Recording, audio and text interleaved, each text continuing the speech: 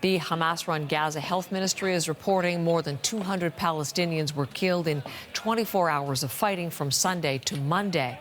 The Israeli ground offensive is pushing further south now, and that is bringing a new call from the World Health Organization for hospitals to be better protected in the fighting.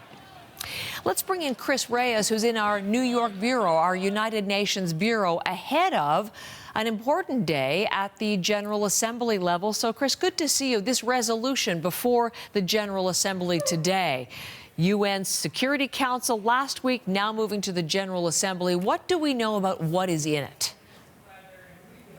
That's right, Heather. Well, this resolution comes before the General Assembly because it did not pass at the Security Council last week, with the U.S. being the only member to vote against it. But because it's a permanent member, it essentially vetoed the resolution. This resolution, this meeting was called by Egypt. The president of the General Assembly agreed. And let me read you in part some of the key components of the document. It demands a ceasefire, release of hostages, and humanitarian access. It expresses grave concern over the catastrophic situation in Gaza. And it emphasizes that both Palestinian and Israeli civilians must be protected. Now, as you know, Heather, language is very important in these resolutions because essentially when a country votes for it, they take on the position of the language that's in the resolution.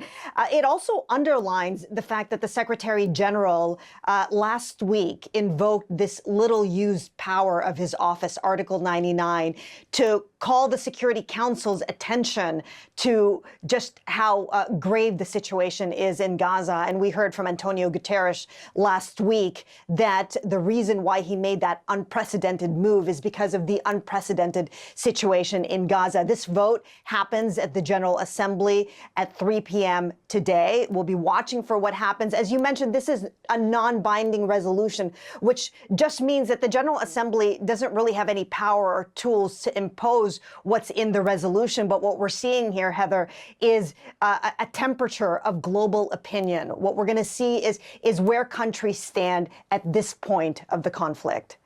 Chris, in introducing you, we listened to Foreign Affairs Minister Mélanie Joly, who would not say how Canada will vote yet. The U.S. will be watched very closely as well. Any indication whether this resolution will pass at the General Assembly level?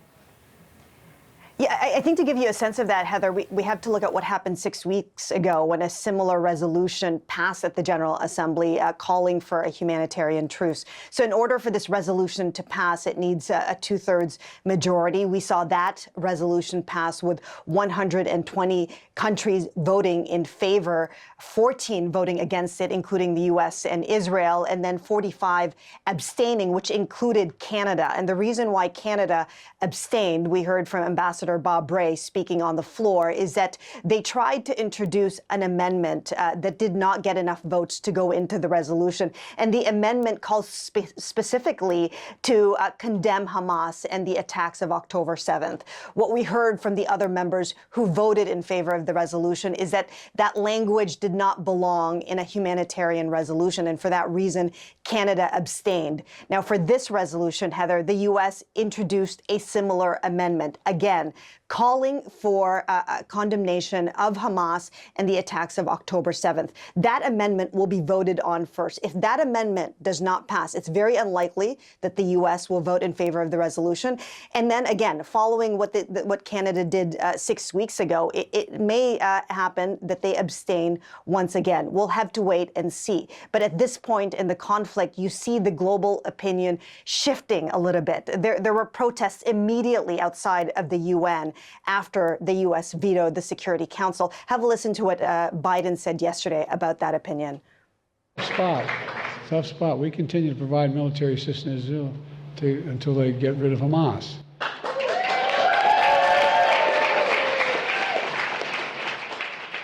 But we have to be careful. They have to be careful. The whole world's public opinion can shift overnight. We can't let that happen. So again, Heather, this meeting starts at 3 p.m. and we'll wait to see what happens with the vote. Sounds good, Chris. Thank you very much. Chris Reyes, live at the UN Bureau in New York. So, Chris, thank you. And again, 3 o'clock for all of that.